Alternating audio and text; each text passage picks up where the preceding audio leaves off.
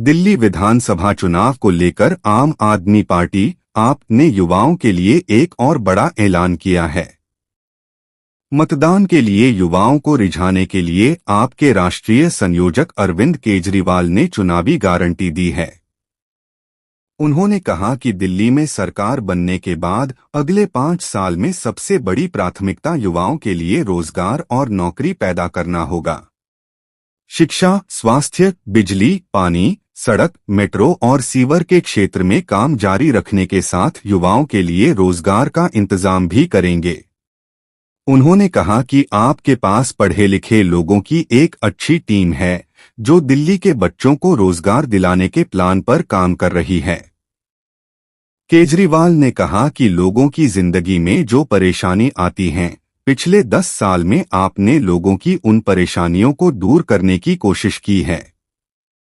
शिक्षा, स्वास्थ्य, बिजली, पानी और सड़क के क्षेत्र में काफी काम किया।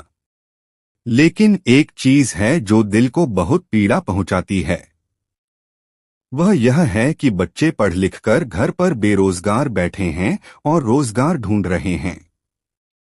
इनमें से कुछ बच्चे कई बार गलत संगत में पड़ जाते हैं और उसके बाद अपराध के क्षेत्र में चले जाते हैं, जिससे उन्हें वापस लाना बड़ा मुश्किल हो जाता है।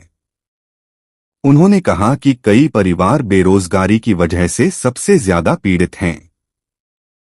केजरीवाल ने कहा कि कोरोना के समय जब बाजार, दुकान और इंडस्ट्री बंद हो गई थी, तब बड़े स्तर पर बेरोजगारी फैल गई।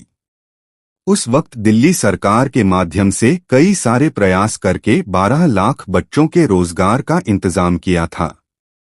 पंजाब में 2 साल की सरकार के अंदर 48,000 से ज्यादा लोगों को सरकारी नौकरी दे चुके हैं और 3 लाख से ज्यादा बच्चों के लिए निजी क्षेत्र में रोजगार का इंतजाम कर चुके हैं। दक्षिण दिल्ली से भाजपा सांसद और विधानसभा चुनाव घोषणा पत्र समिति के अध्यक्ष रामवीर सिंह बिधूड़ी ने आम आदमी पार्टी के प्रमुख अरविंद केजरीवाल के 5 साल में बेरोजगारी खत्म करने के वादे को फर्जी करार दिया। उन्होंने कहा कि केजरीवाल सरकार ने वर्ष 2022 को रोजगार बजट का नाम देते हुए वादा किया था कि 5 साल में 20 लाख नौकरियां दी जाएंगी, लेकिन 20 नौकरियां भी नहीं दी गई। इसके विपरीत सिविल डिफेंस के 10,000 वॉलंटियरों की नौकरी केजरीवाल खा गए। गेस्ट टीचर्स और दिल्ली सरकार के विभागों में काम करने वाले कॉन्ट्रैक्ट कर्मचारियों को भी पक्का नहीं किया गया। बिधूड़ी ने कहा कि केजरीवाल के झूठों का घड़ा अब भर चुका है और 5 फरवरी को वह फूट जाएगा। जनता यह भी समझ चुकी है कि वह कट्टर बेईमान हैं और उनका वादा अब कोई मायने नहीं रखता। दरअसल गेस्ट टीचर्स को पक्का करना तो दूर, उन्हें नौकरी से हटाया गया। बचे हुए गेस्ट टीचर्स की सैलरी बढ़ाने का ऐलान तत्कालीन उपमुख्यमंत्री मनीष सिसोदिया ने सार्वजनिक रूप से किया था, लेकिन सैलरी नहीं बढ़ाई गई।